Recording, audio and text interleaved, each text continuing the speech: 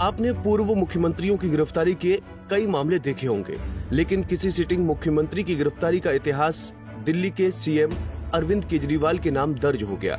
21 मार्च की वो शाम थी जब दिल्ली के मुख्यमंत्री अरविंद केजरीवाल को ईडी की टीम ने गिरफ्तार कर लिया था। 10 दिन की ईडी कस्टडी में रहने के बाद केजरीवाल न्यायिक हिरासत में तिहाड़ जेल में बंद हैं। लेकिन अब अरविंद केजरीवाल जेल से बाहर आ सकते हैं। 7 मई को वो तारीख है जब देश की सर्वोच्च अदालत अरविंद केजरीवाल को अंतरिम जमानत दे सकती है।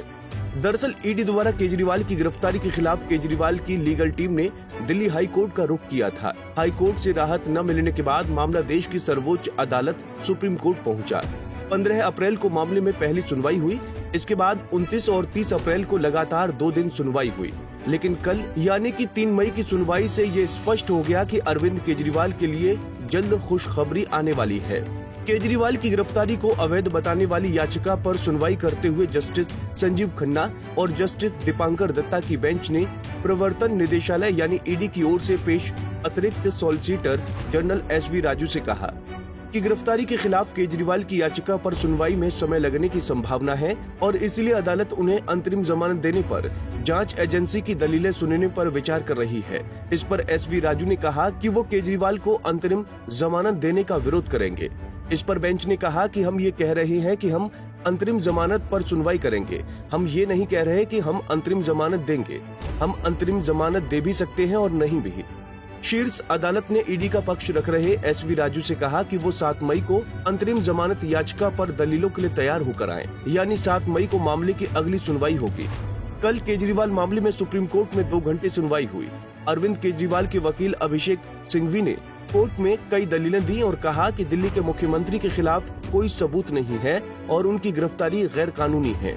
केजरीवाल ने ईडी के 9 समन का जवाब दिया था। पेश न होना गिरफ्तारी का आधार नहीं हो सकता। सिंघवी ने मनीष सिसोदिया की गिरफ्तारी का जिक्र किया और कहा कि जिन सबूतों के आधार पर केजरीवाल को गिरफ्तार किया गया है वो सभी 2023 से पहले के हैं। हर सामग्री जुलाई 2023 की है। मनीष सिसोदिया के मामले में भी वही सबूत थे, मनी ट्रेल चार्ट भी वही था। हालांकि इससे पहले 30 अप्रैल को पिछली सुनवाई में सुप्रीम कोर्ट ने ईडी से पूछा था कि चुनाव से पहले केजरीवाल की गिरफ्तारी क्यों की गई और कल सुप्रीम कोर्ट ने ईडी से फिर पूछा कि केजरीवाल की गिरफ्तारी क्यों जरूरी है। इसके बाद कोर्ट ने अंतरिम जमानत पर विचार करने के लिए 7 मई की तारीख तय कर दी है। 7 मई को जब तीसरे चरण के लिए मतदान होगा, उसी दिन सुप्रीम कोर्ट केजरीवाल की अंतरिम जमानत पर कोई बड़ा फैसला सुना सकती है। आपको बता दें कि दिल्ली के मुख्यमंत्री अरविंद केजरीवाल 21 मार्च को गिरफ्तारी के बाद से न्यायिक हिरासत में तिहाड़ जेल में बंद हैं। शीर्ष अदालत ने 15 अप्रैल को ईडी को नोटिस जारी कर केजरीवाल की याचिका पर जवाब मांगा था। इससे पहले 9 अप्रैल को दिल्ली हाई कोर्ट ने सीएम केजरीवाल की गिरफ्तारी को बरकरार रखा और कहा था कि ईडी के पास बहुत कम विकल्प बचे थे, क्योंकि केजरीवाल ने ईडी के बार-बार समन जारी करने के बाद भी जांच में शामिल होने से इनकार कर दिया था। बहरहाल 7 मई को सुबह 10:30 बजे सुप्रीम कोर्ट केजरीवाल मामले में सुनवाई करेगा। देखना होगा केजरीवाल को जमानत मिलती है या नहीं। Bureau report, Punjab Kesari TV. हमसे जुड़े रहने के लिए हमारे YouTube चैनल को सब्सक्राइब करें और नई वीडियो की नोटिफिकेशन के लिए बेल आइकॉन को दबाएं।